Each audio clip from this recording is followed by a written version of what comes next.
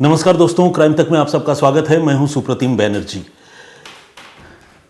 बीती रात यानी कल रात जब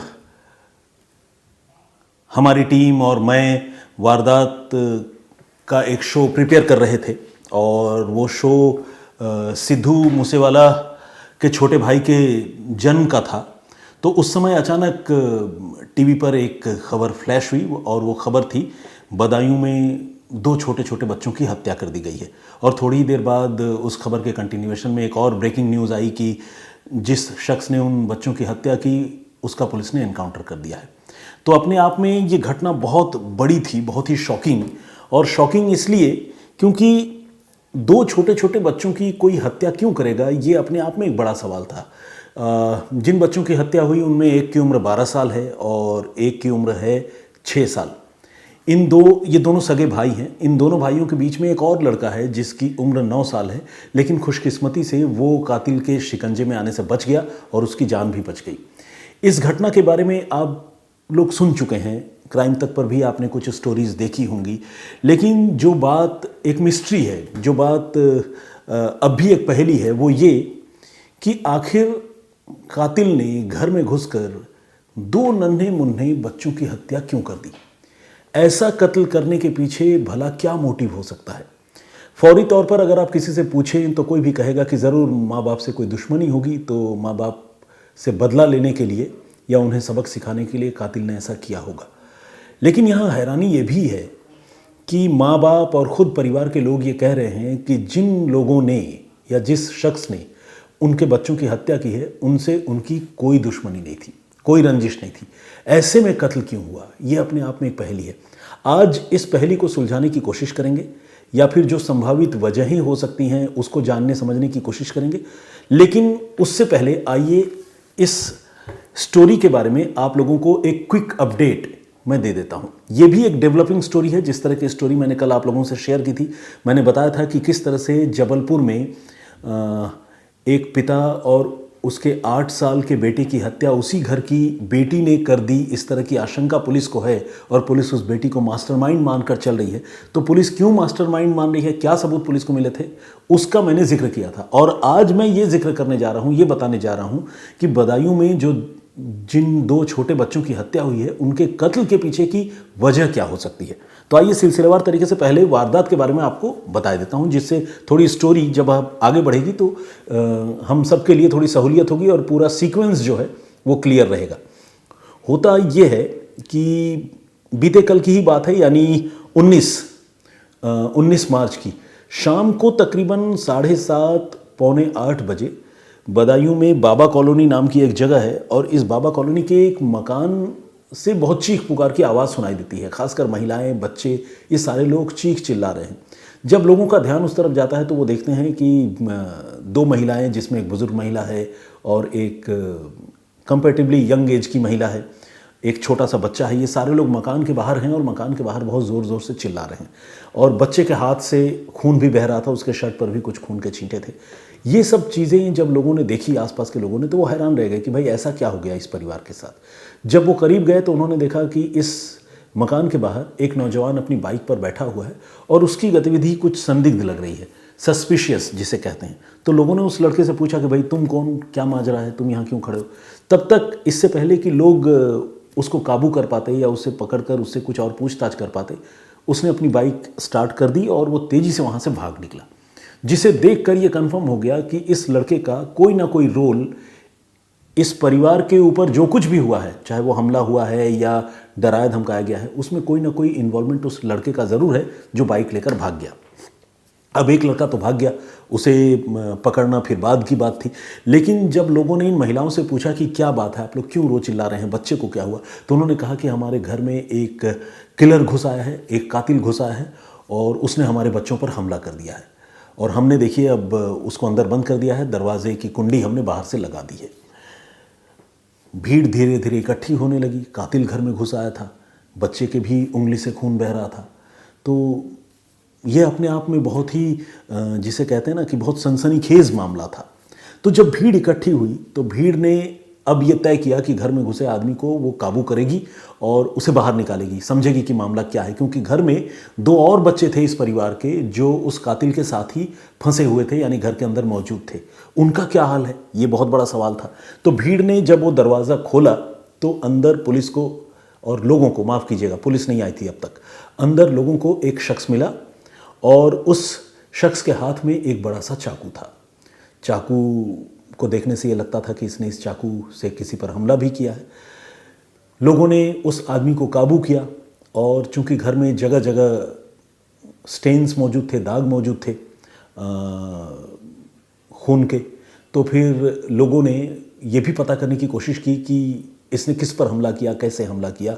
और लोग जब घर के छत पर पहुंचे तो घर की छत पर वहाँ उन्हें 2 नन्हे मुन्नों की डेड बॉडी मिली, जिनके ऊपर बहुत ही ब्रूटल अटैक हुआ था। और अटैकर कोई और नहीं, यही आदमी था जो हाथ में चाकू लेकर घर के अंदर से पकड़ा गया था और उस आदमी को लोगों ने खुद पकड़ा था चाकू के साथ। ये बात क्लियर हो गई कि इस परिवार के 2 बच्चों की इस शख्स ने हत्या कर दी है। अब उस परिवार के बारे में बताते हैं।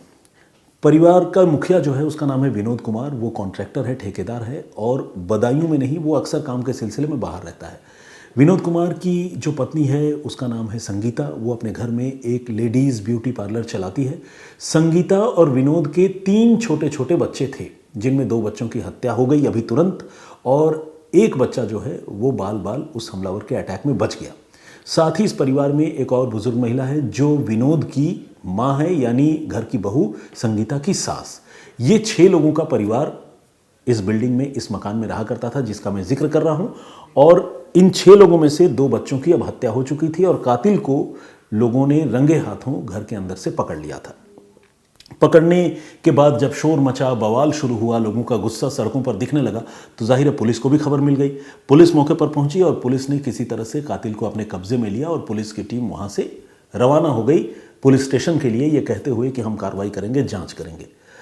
हालांकि लोगों का गुस्सा लगातार बढ़ता जा रहा था और वो कातिल को भीड़ फिर से अपने हवाले लेने की कोशिश कर रही थी ताकि उसे वो मज़ा चखा सके, क्योंकि उस कातिल ने, उस शख्स ने, जो भी हमलावर था, उसने बहुत ही जघन्य तरीके से 2 बच्चों की जान ली थी।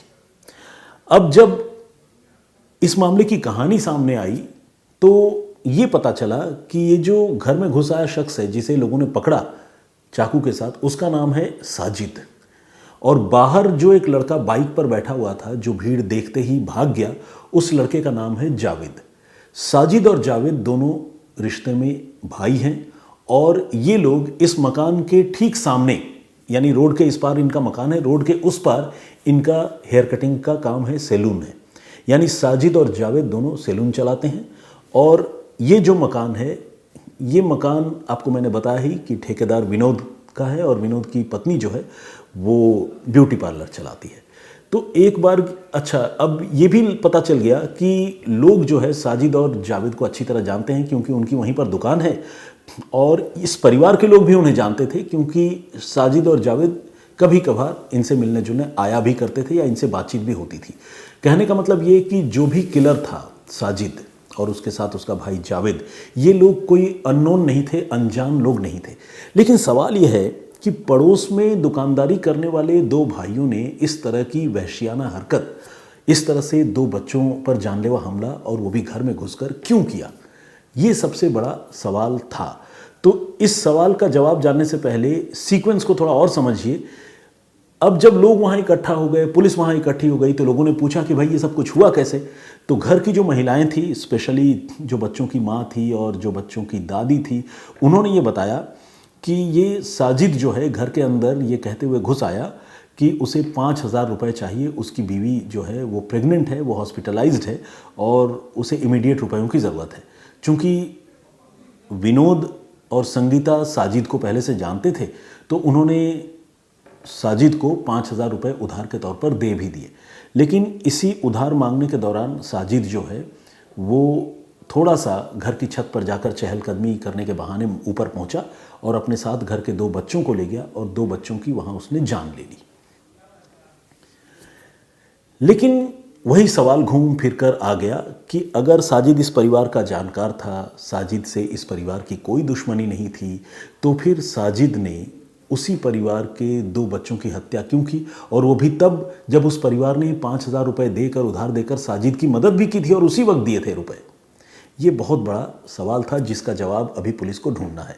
इस बीच जब इस मामले की जांच शुरू हुई तो हमारे क्राइम तक के सहयोगी और हमारे जो हमारा पेरेंट ऑर्गेनाइजेशन है, या आप यूँ कह लें कि आज तक के रिपोर्टर्स जो हैं, वो भी वहाँ मौके पर पहुँचे और उन्होंने साजिद के घर जाकर ये पता करने की कोशिश की कि क्या वाकई साजिद की पत्नी प्रेग्नेंट है, क्या उसकी मेडिकल कंडीशन जो है वो मुश्किल वाली है, क्या उन्हें वाकई 5,000 रुपयों की ज़रूरत थी।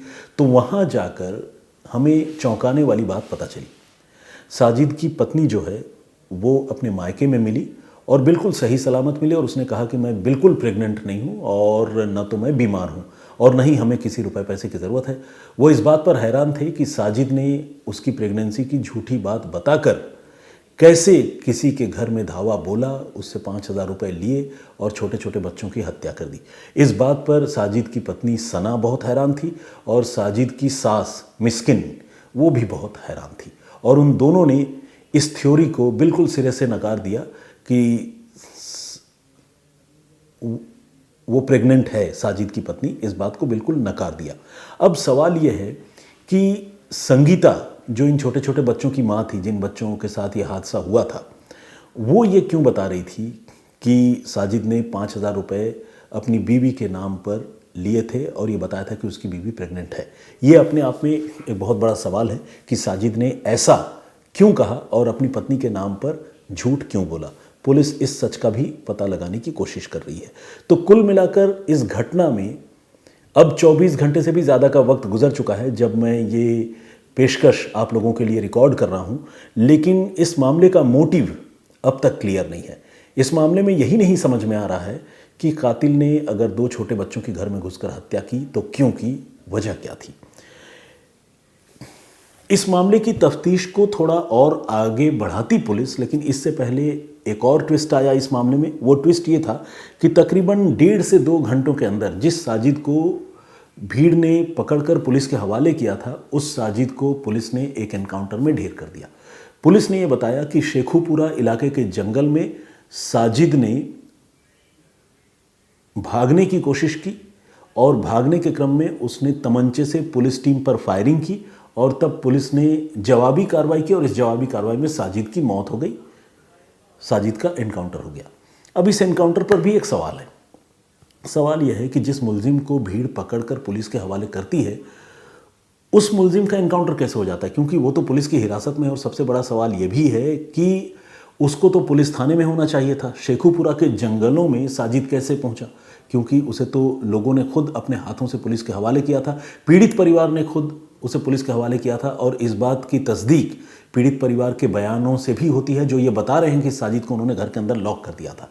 एक तो ये सवाल, और दूसरा ये कि अगर साजिद वाकई चाकू लेकर हमला करने पहुंचा, जिस तरह से मौका वारदात पर मिले सबूत, 2 बच्चों की डेड बॉडी, इन चीज़ों से बात पता चलती है, तो फिर जहां इनकाउंटर हुआ वहां पर साजिद के पास तमंचा कहां से आ गया, ये भी एक बड़ा सवाल है। तो एनकाउंटर जो है उसे लेकर भी सवाल है। वो एनकाउंटर सही है नहीं है, मैं उस पर कोई कमेंट नहीं करता, लेकिन सवाल है वो अपनी जगह पर है और इन सवालों का जवाब पुलिस को आने वाले दिनों में देना है। शायद यही वजह है कि बदायूं एडमिनिस्ट्रेशन ने अब इस एनकाउंटर के भी मजिस्ट्रेट जांच के आदेश दे दिए हैं। लेकिन एनकाउंटर से अलग अगर हम फिर से उसी घटना की बात करें तो उस घटना पर भी अपने आप में एक बड़ा सवाल ये है कि आखिर दोहरे कत्ल की ये घटना, और वो भी 2 छोटे छोटे बच्चों की, वो क्यों हुई। क्या इसके पीछे वाकई दुश्मनी है, क्या रुपए पैसों के लेन देन का मामला है, क्या बिजनेस राइवलरी है, या फिर कोई रिलेशन ओरिएंटेड इशू है। इस तरह के बहुत सारे थ्योरीज और बहुत सारे सवाल हैं जिन सवालों को पुलिस फिलहाल एक्सप्लोर कर रही है और ये सच जानने की कोशिश कर रही है कि आखिर साजिद ने 2 बच्चों की जान क्यों ली। साजिद अब इस दुनिया में नहीं है, आपको पता है, उसका एनकाउंटर हो चुका है। ऐसे में अगर कोई इस राज के बारे में बता सकता है तो वो या तो खुद पीड़ित परिवार के लोग जो पुलिस की तफ्तीश में शायद ये बताएं कि साजिद के साथ उनके रिलेशन कैसे थे, अच्छे थे, बुरे थे, वाकई कोई पुरानी रंजिश थी या नहीं थी। हालांकि उन्होंने शुरुआती जो बयान दिए हैं उसमें उन्होंने कहा है कि उनकी साजिद से कोई दुश्मनी नहीं थी, इसीलिए ये मामला बहुत ज़्यादा पेचीदा है। और अगर कोई और बता सकता है तो वो है मौके पर साजिद के साथ पहुंचा उसका भाई जावेद, जो फ़िलहाल फ़रार है। अगर वो गिरफ्तार कर लिया जाता है, अगर उसका इनकाउंटर नहीं होता, वो ज़िंदा बच जाता है, तो जाहिर है उससे जब पूछताछ होगी तो ये पता चल जाएगा कि वो अपने भाई साजिद को लेकर विनोद और संगीता के घर क्या करने पहुंचा था। क्या वाकई उसे इस बात की जानकारी थी कि साजिद यानी उसका भाई उनके घर में जाकर कत्ल करेगा, किसी की जान ले लेगा, या फिर वो इस बात से अनजान था। तो ये तमाम सवाल हैं जिसमें इस पूरे घटनाक्रम के मोटिव को लेकर जो है रहस्य बना हुआ है। आप लोग इस पूरे घटनाक्रम को सुनकर, जो भी मैंने आपको ये पूरी स्टोरी बताई, उसे सुनकर आप क्या सोचते हैं, आपका नज़रिया क्या है, ये आप हमसे शेयर कर सकते हैं। हालांकि जब भी पुलिस इस तरह के मामलों की जांच करती है तो पुलिस सारे ऑप्शंस को एक एक करके एक्सप्लोर करती है, सारी स्टोरीज़ को एक एक करके एक्सप्लोर करती है, ताकि ये पता चल सके कि तफ्तीश जो है किस दिशा में सही जाएगी और किस दिशा में तफ्तीश जो है वो गलत हो सकती है। तो फिलहाल पुलिस उसी स्टेज में है जब सारे एंगल्स को पुलिस एक्सप्लोर कर रही है। बहुत मुमकिन है कि आने वाले दिनों में इस कहानी का सच सामने आ जाए। तो आज की ये पेशकश या आज की ये कहानी जो भी आप कहें वो यहीं तक, लेकिन इससे पहले कि मैं अपना ये प्रोग्राम ख़त्म करूं, जो मैंने प्रीवियस स्टोरी आप लोगों को सुनाई थी जिसमें मैंने आप लोगों को बताया था कि किस तरह से जबलपुर में एक नाबालिग लड़की पर अपने ही पिता और भाई के कत्ल किए का मास्टरमाइंड होने का शक है, उस स्टोरी पर आप लोगों ने जो कमेंट किया है, आइए कुछ कमेंट उसमें से पढ़ता हूं और आप लोगों तक पहुंचाता हूं और आप लोगों की राय भी मैं बताता हूं। नमस्कार दोस्तों, क्राइम तक में तो रैंडमली कमेंट पढ़ रहा हूं। एक हमारे दर्शक हैं, उन्होंने अपना नाम तो नहीं लिखा है, लेकिन उन्होंने ये लिखा है कि हर चाहने वाला अकेला घूमता है, हर दगाबाज सनम लिए घूमता है। तो खैर उनके कहने का मतलब ये है कि जो डेडिकेटेड और ऑनेस्ट किस्म के लोग हैं वो जो है लोनली हैं, और जो बुरे लोग हैं उनके साथ कंपेनियन है। ये एक पोएटिक टाइप का पॉइंट ऑफ व्यू है, तो इससे आप सहमत हो भी सकते हैं, असहमत भी हो सकते हैं। खैर, रेखा भट्ट ने भी कमेंट किया है, हमारी पुराने लिसनर हैं, हमारे क्राइम तक फैमिली के मेंबर हैं। बहुत बहुत स्वागत आपका। मधुर अग्रवाल, इन्होंने लिखा आपकी कहानी सुनाने का अंदाज़ बहुत ही अच्छा है, मैं आपकी हर कहानी सुनता हूँ, ऐसे ही आगे बढ़ते रहें, ऐसे ईश्वर से प्रार्थना करती हूँ। मधु अग्रवाल हैं, thank you very much Madhu ji, बहुत धन्यवाद आपका। अली भाई हैं सुपर, इन्होंने लिखा है, और सर आपके बात करने का तरीका बहुत अच्छा है, इन्होंने लिखा है, thank you very much Ali भाई। बराक न्यूज़, नाइस अपडेट, उन्होंने लिखा है। एसके दास हैं, ये कोलकाता के राजा बाज़ार से हैं, और इन्होंने लिखा है दादा अपनार वॉइसटा खूब भालो। तो इन्होंने मेरे आवाज़ की तारीफ़ की है, मेरी आवाज़ की, थैंक यू वेरी मच।